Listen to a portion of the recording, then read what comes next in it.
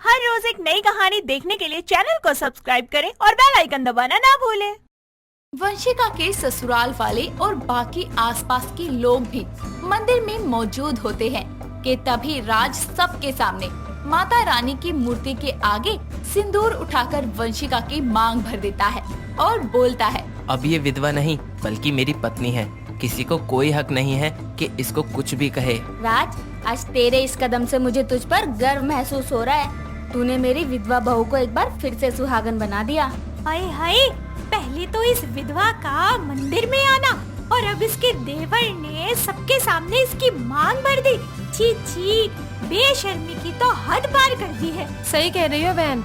और देखो तो मालती को, उसे तो अपने बेटे को रोकना चाहिए था, पर ये तो उसे और बढ़ावा दे रही है। आसपास के लोगों को ऐसी बातें करता हुआ देख वंशिका रोने लगती है और राज को थप्पड़ मारकर वहाँ से घर चली जाती है और अपने कमरे में बैठकर आशीष की फोटो देखते हुए अपने बीते कल में खो जाती है। वंशिका मनमौजी और बड़ों का आदर करने वाली लड़की थी। उसके लिए उसके माता पिता ने कई रिश्ते देखने के बाद उसकी शादी आशीष नाम के लड़के से करवा दी थी। शादी के बाद वंशिका ने ससुराल की सारी जिम्मेदारियों को संभाल लिया था।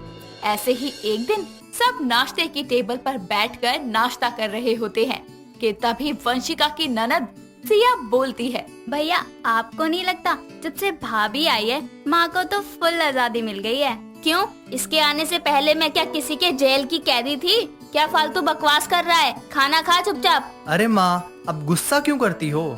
सिया की तो आदत ही है मजाक करने की। हाँ, अरे ये राज कहाँ रह गया? अभी तक उठा या नहीं? माँ जी, अभी देवर जी की सुबह कहाँ हुई है? वो तो आराम से आपकी होने वाली बहू के सपनों में खोए होंगे। सच में ये लड़का भी ना, जितनी इसकी उम्र बढ़ती जा रही है उतना ही ये आलसी होता जा रहा है। अभी जाती हूँ, एक कान के नीचे लगाऊंगी ना, तब जाके इसको दिन में तारे नजर आएंगे। माँ जी आप खाना खाइए, मैं जाती हूँ उन्हें जगाने के लिए। इतना बोलकर वो वहाँ से चली जाती है और ऐसे ही समय बीतता है। एक दिन बॉस की डांट सुनने की वजह से आशीष का मूड बहुत खराब होता है और वो अपने कैबिन में बैठकर काम कर ही रहा होता है कि तभी उसके पास वंशिका का कॉल आता है और वो बोलता है, हाँ बोलो वंशिका, किस लिए कॉल किया? क्या कर रहे हो? पकौड़े तल रहा हूँ, खाने हैं। मतलब ये पूछने के लिए कॉल किया है? ऑफिस में काम के अलावा कर भी क्या सकता हूँ? अरे इतना हाइपर क्यों हो रहे हो? वैसे मैंने फालतू में कॉल नहीं किया, समझे? अच्छा बाबा सॉरी, बोलो क्या बोलना है? माँ जी की दवाइयाँ खत्म हो गई है, आते हुए ले आना। और हाँ और शाम को जल्दी घर आना, साथ में थोड़ा वक्त बिताएंगे। ओके बॉस, अब मैं फोन रखता हूँ। इतना बोलकर वो कॉल को कट कर देता है। शाम को केमिस्ट की दुकान से दवाइयाँ लेकर वो आ ही रहा होता है कि तभी उसे कुछ गुंडे एक बूढ़े आदमी को परेशान करते दिखते हैं और किसी भी आदमी को उस आदमी की मदद ना करता देख आशीष खुद ही उसकी मदद करने के लिए वहाँ जाकर बोलता है, आप लोगों में इंसानियत नहीं है क्या? एक बुजुर्ग आदमी को ऐसे परेशान करने का क्या मतलब? अबे ओ शाड़े, इतनी पब्लिक को कोई मतलब नहीं है इस बुड्ढे से, तो तेरे को काहे की गुजली हो रही है? ये अपन लोगों का मैटर है, तू निकल यहाँ से। यहाँ से मैं नहीं, तुम लोग निकलोगे, समझे? मैं अभी पुलिस को कॉल करता हूँ। तुम जैसे गुंडे बातों से नहीं, पुलिस के डंडों से मानोगे। इतना कहकर वो अपने फोन से पुलिस को फोन कर ही रहा होता है कि तभी उन गुंडों में से एक आदमी गुस्से में आकर उस पर चाकू से ताबड़तोड़ वार कर देता है और आशीष बुरी तरह घायल होकर वहीं सड़क पर गिर पड़ता है और कुछ देर में आसपास के लोग उसे हॉस्पिटल लेकर जाते हैं, लेकिन रास्ते में ही उसकी मौत हो जाती है। और ये खबर जब उसके घर वालों को मिलती है तो वंशिका और मालती रो रो कर खुद का बुरा हाल कर लेते हैं, जिसके बाद वो लोग आशीष का अंतिम संस्कार करते हैं और वंशिका खुद को सफेद साड़ी में देखकर फूट फूट कर रोने लगती है। तभी उसकी ननद सिया बोलती है, माँ, मुझसे भाभी की यह हालत देखी नहीं जा रही। हम सबसे ज्यादा भैया के जाने से भाभी ही दुखी हैं। मुझे तो समझ नहीं आता किसकी नजर लग गई। मेरा हंसता खेलता आशीष दुनिया से ही चला गया। माँ आप ही ऐसे रोएंगी तो भाभी को कौन हौसला देगा? राज के कहने पर मालती अपने आंसू पोंछती है और वंशिका के पास जाकर उसे गले लगा लेती है। ऐसे ही समय गुजरता है और आशीष के जाने के बाद से उसके ससुराल वाले उसे उतना ही प्यार और सम्मान देते थे। ऐसे ही एक दिन पड़ोस की 2 औरतें मालती के घर आती है और मालती बोलती है, क्या बात है, तुम दोनों तो ईद का चांद जैसी हो गई हो, दिखाई ही नहीं देती मोहल्ले में। अरे मालती, अब बहू बेटा बाहर घूमने गए थे, ऐसे में घर का ध्यान भी तो रखना पड़ता है ना, क्या करूं? वैसे अब तो तू ठीक है ना मालती? हाँ, आशीष के जाने की कमी तो महसूस होती है, लेकिन बहू को इतना हिम्मत करते देख मैं भी खुद को संभाल लेती हूँ। अरे तेरी बहू अब विधवा हो गई है, उसे अपने मायके में छोड़ दे, वहीं पड़ी रहेगी।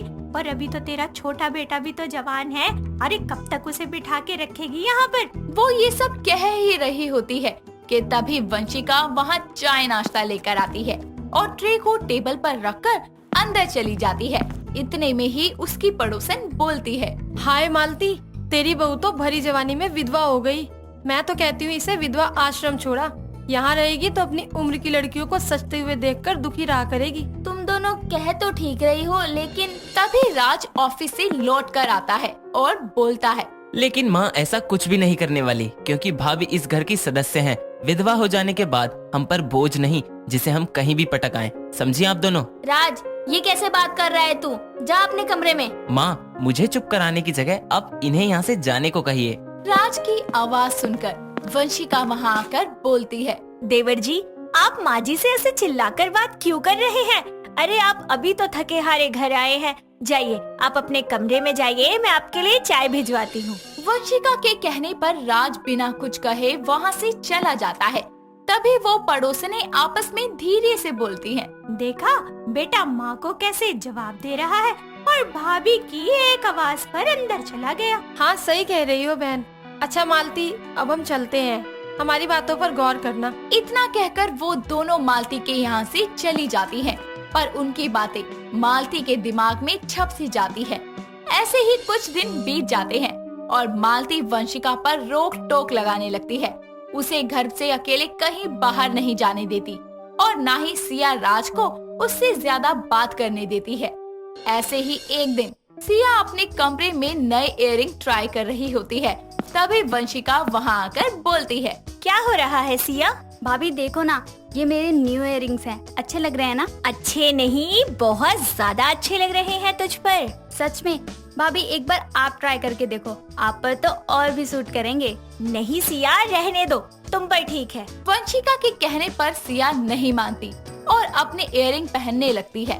तभी वहाँ मालती आती है और गुस्से में बोलती है, बहू ये सब क्या है? अभी के अभी उतार ही ने, तुझे पता है ना कि अब ये सब तेरे किसी काम के नहीं है। माँ आप गुस्सा मत करो, भाभी तो मना ही कर रही थी, मैंने ही इन्हें जबरदस्ती पहनाए हैं। मालती को ऐसे गुस्सा करता देख वंशिका आंखों में आंसू लिए वहाँ से चली जाती है, जिसके बाद मालती भी उसके पास जाकर बोलती है, बहू मुझे माफ कर दे, मैंने बिना गलती के ही तुझे इतना सुना दिया।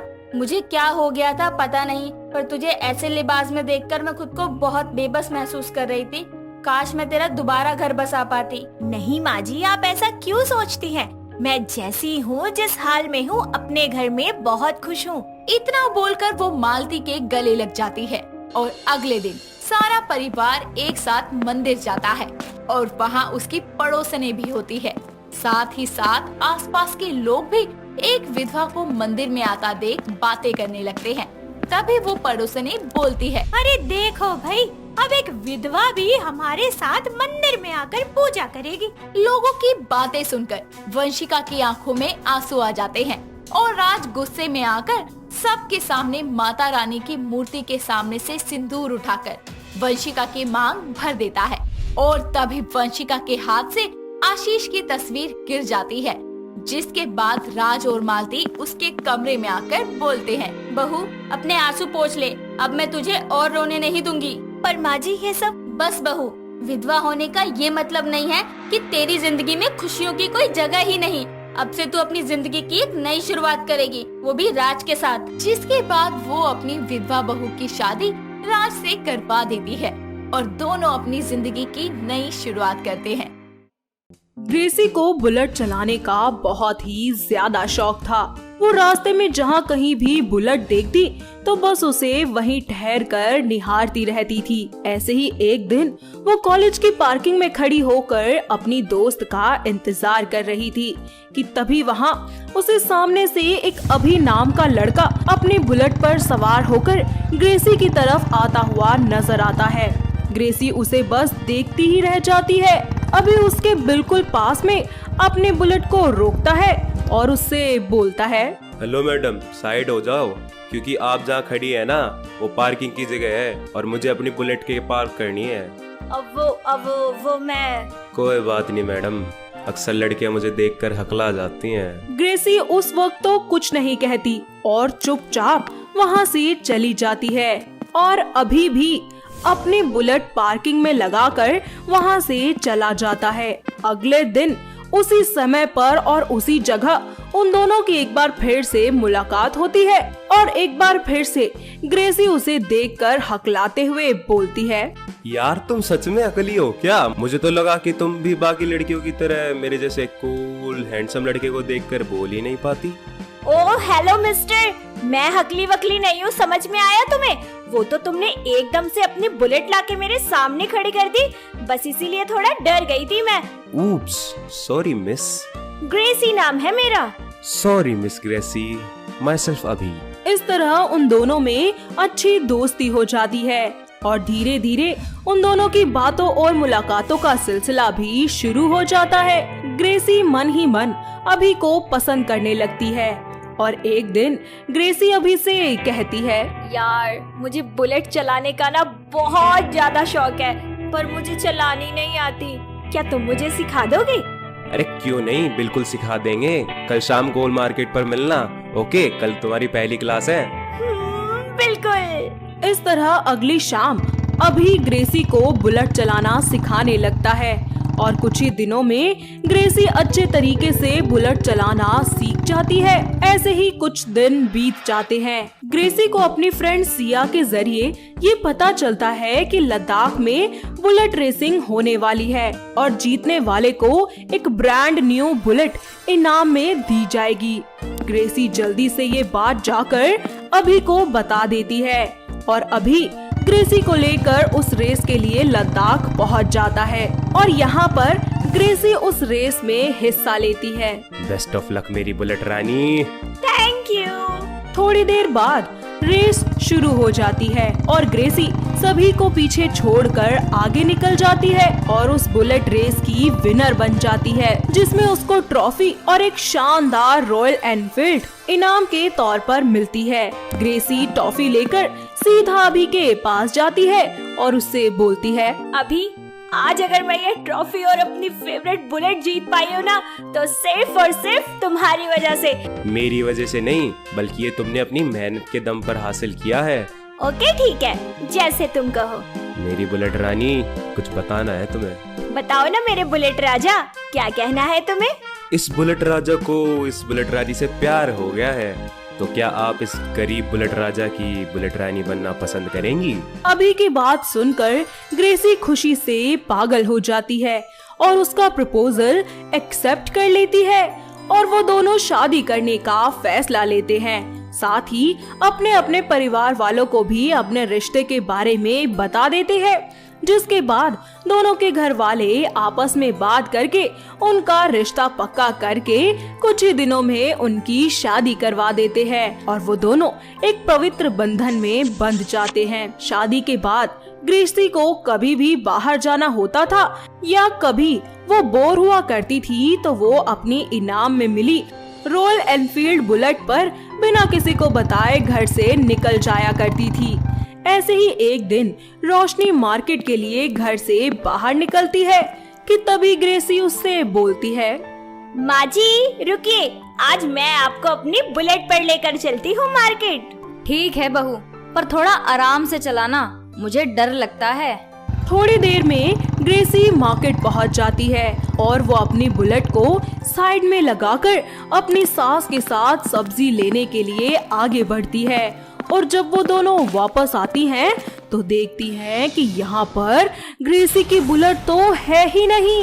मेरी बुलेट मेरी बुलेट कहाँ गई? मैंने तो यही पार्क की थी ना। माँ जी मेरी बुलेट कहाँ गई? बहू तू टेंशन मत ले, हम कंप्लेन कर देंगे।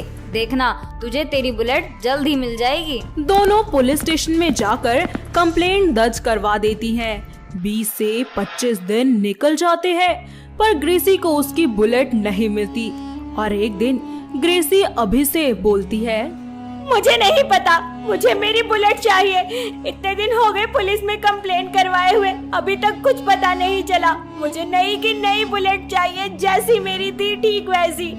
ग्रेसी, तुम्हें तो याद है ना वो बुलेट तुम्हें रेसिंग में मिली थी, वैसी बुलेट मैं कहाँ से लाकर दूंगा तुम्हें। अरे कलमुही, पैसे क्या पेड़ पे लगे होते हैं कि जब तू बोलेगी तब मेरा बेटा पैसे तोड़कर तेरी जिद पूरी कर देगा। ग्रेसी रो रो कर अपना बुरा हाल कर लेती है। वो बुलेट की ही रट लगा कर रखती है और डिप्रेशन में रहने लगती है। ऐसे ही एक दिन रोशनी अपने बेटे अभी से बोलती है, अरे मुझे तो लगता है इस पर बुलेट का भूत सवार हो गया है। अरे पागल तो नहीं हो गई तेरी बीबी कहीं? ग्रेसी के बुलेट के पागलपन को खत्म करने के लिए अभी अपनी माँ के साथ मिलकर एक प्लान बनाता है और उसके लिए रॉयल एनफील्ड बुलेट लाकर दे देता है। ऐसे ही कुछ दिन बीत जाते हैं और एक दिन कुछ गुंडे अभी के घर आते हैं और उन्हें घर से बाहर निकालने लगते हैं। ये सब क्या हो रहा है और कौन है आप लोग? ये हमारा घर है, आप होते कौन है हमें हमारे घर से निकालने वाले? तेरे पति ने ये घर गिरवी रखकर कुछ पैसे उधार लिए थे और बोला था कि अगर 2 महीने में नहीं चुका पाया तो ये घर हमारा होगा। अभी ये सब क्या बोल रहे हैं? क्या ये लोग जो बोल रहे हैं वो सच है? वो जो भी बोल रहे हैं वो सब सच है। क्या? पर तुमने ये सब क्यों किया अभी? करमजली, सब कुछ तेरी वजह से हुआ है, तेरी इस बुलेट की जिद से। ये सब जानकर ग्रेसी को खुद से नफरत होने लगती है और वो अपनी गलती सुधारने के लिए अपनी बुलेट उन गुंडों को सौंप देती है, जिसके बाद वो गुंडे वहाँ से चले जाते हैं। तभी ग्रेसी बोलती है, माँ जी मुझे माफ कर दीजिए, मैं अपनी जिद के आगे समझ ही नहीं पाई कि आप लोगों को मेरी वजह से कितनी दिक्कतों का सामना करना पड़ता होगा। मैं बस अपनी बुलेट की जिद के चलते आप सबको दिन रात परेशान करती रही, बिना ये सोचे कि मेरे अलावा भी इस घर में कितने खर्चे होते हैं। प्लीज मुझे माफ कर दीजिए। अरे बहू, माफी मत मांग, हम बस यही चाहते थे कि तुझे अपनी गलती का एहसास हो, जो कि तुझे हो चुका है। अरे मेरी बुलेट रानी, ये सब तो मेरी और मेरी माँ की मिली भगत थी ताकि तुम अपने बुलेट के सदमे से बाहर आ जाओ। हमने कोई घर गिरवी नहीं रखा था और ना ये कोई गुंडे थे, ये तो मेरे दोस्त थे जो अभी यहाँ आए थे। अब ग्रेसी बुलेट चलाने की जिद करना बिल्कुल छोड़ देती है और साथ ही अभी के साथ मिलकर उसके काम में उसकी मदद करती है। और उनका अच्छा समय आने के बाद दोनों पति पत्नी मिलकर अपने लिए एक brand new royal Enfield bullet खरीदते हैं। और अब ग्रेसी अपनी सास को भी बुलेट चलाना सिखा देती है, जिसके बाद सभी मिलकर एक साथ खुशी खुशी रहने लगते हैं। दोस्तों, अगर आपको ये कहानी पसंद आई तो इसे लाइक करें, शेयर करें और कमेंट करके बताएं कि कहानी में आपको सबसे अच्छा क्या लगा।